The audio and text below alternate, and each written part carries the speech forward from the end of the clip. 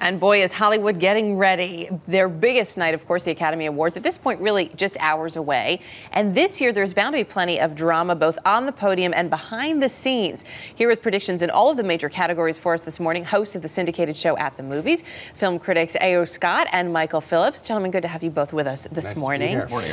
One of the things that's gotten so much attention, beyond the fact that there's a great crop of films this year, is that when it comes to Best Picture, there are 10 films as opposed to the normal 5, which is a little mind-boggling. Tony, 10, is it too many? I mean, it kind of is in the sense that there's not really a race involving all 10. It's narrowed down to 2 or maybe 3. But it's nice because it's given the Academy a chance to include a lot more movies. The idea was to get some big, popular, commercially successful pictures in there. Avatar? And also some, yes, Avatar, also District 9. And also, you know, there's some smaller, more out-of-the-way independent movies there that might not have made it before. Serious Man, An Education, even Precious. So it's a nice sort of snapshot of what movie making was like in 2009. And then they can say, you know, it really is an honor just to be nominated because more people being nominated. So we'll start off with some picks. So, Michael, I'll let you go first. Your pick for Best Picture this year. Well, my prediction, you Yes. know, I tell you, Erica, 3 or 4 weeks ago, I would have predicted Avatar, but I think the winds have changed enough, and it's going to go Hurt Locker. Even after all the controversy we've seen this week about that email that was sent by one of the producers. Right, which is saying basically, not by name, but by trashing a little bit the competition and saying, vote for us, the little guys. I honestly think that somehow this expanded nomination list of 10 has kind of gotten the Academy off the hook in terms of, okay, we've acknowledged these big hits, we've opened the 10 wide, but maybe we'll just actually vote for the uncompromising and very good war picture. So that's what I'm predicting. Our own Chris Raggi was voting for that as well. Tony, what about you? Going Hurt Locker as well? Well, I like Hurt Locker. I think Avatar is going to win, though. Okay. If I were voting, I'd vote for Hurt Locker because I think it is an uncompromising picture. But for exactly that reason, I'm a little skeptical of its chances with the Academy, which does, you know, I think will in the end tilt back toward the mainstream and the big box office. Well, if I were voting, I would vote for Up. But, right. but I'm not voting. We'll do that in our next segment. If you were voting, what would you vote? What we want to look at now, Best Actor. I have to admit, I didn't get to a lot of the movies this year, but I did see Jeff Bridges in Crazy Heart, and he was phenomenal. Yeah. And it seems everyone has recognized that. Tony, I'll let you kick this category off. Well, I think he's the one. I think, again, you know, in December, it looked like George Clooney, Up in the Air, had a lot of momentum coming out of the Toronto Film Festival.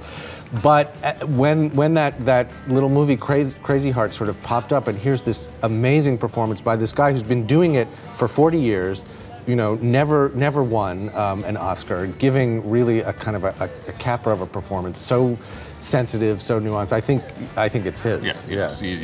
He's an invisible technique for 40 years, and now you can really appreciate it now that he's so he will win. He will. So when we look at Best Actress, a lot of talk about this category as well because of some of the films people are nominated for. And you look at the names on that list.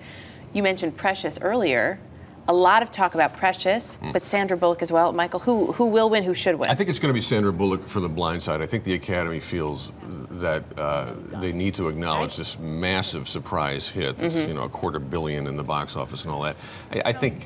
I think it's tight between she and Streep, and there's a compelling argument for why Streep will win because it's been since sort of the Susan Lucci of the Oscars, as they say. No, she wins a lot, but it's been since Sophie's Choice, and that's a long time. That's a generation ago, right? But I think it's going to be Bullock. Okay. I think it's going to be Streep. I think it's a very close one, hard to call. It's kind of a coin toss, but I think it's a good one to watch. I think that'll be definitely. And when it comes to Best Supporting Actress, who will win? Who should win? Oh, I think this is Monique. No question. It will be a huge surprise if she doesn't, you know, get up on that stage and take that statue. She's already picked it up. Yeah, she's picked it up already. Is there anything? She has such a great attitude about it, won? though, too. From the minute she was nominated, she said, you know, this is so cool.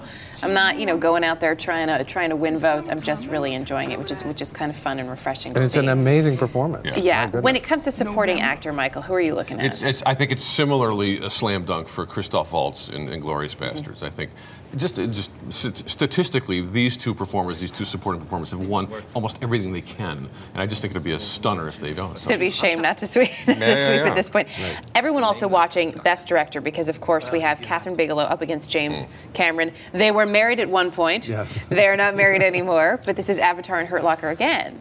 So, so who's going to come out this time? Well, this is, you know, Catherine Bigelow is only the 4th woman ever nominated for Best Director. She would be the first to win, and I think she will win. I think that this one is not all that close. I think, you know, James Cameron would like to get Best Picture. He's even said, I think, that he would like to get the Best Picture for Avatar and let his former wife have it's been really interesting to hear them go back and forth in the press about it, and very gracious with one another as well. Is she winning, Michael, because she deserves it, or is she winning because we want to give it to a woman? No, it's better than that. I mean, she's been a very good and interesting director for a long time. I think the fact that she pulled this off on the budget she did under difficult shooting conditions, and made what is really probably the first truly necessary dramatic picture about the conflict in Iraq. You know, it's a sure thing, and she does deserve it. We have about 30 seconds left, so you get to split that. One wild out there prediction you think may happen tomorrow night, Tony?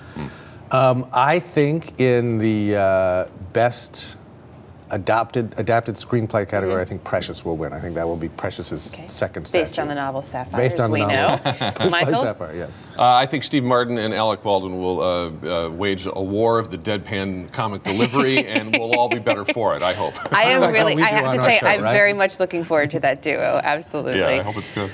Great to have both of you with us this morning. Thanks so much for coming in.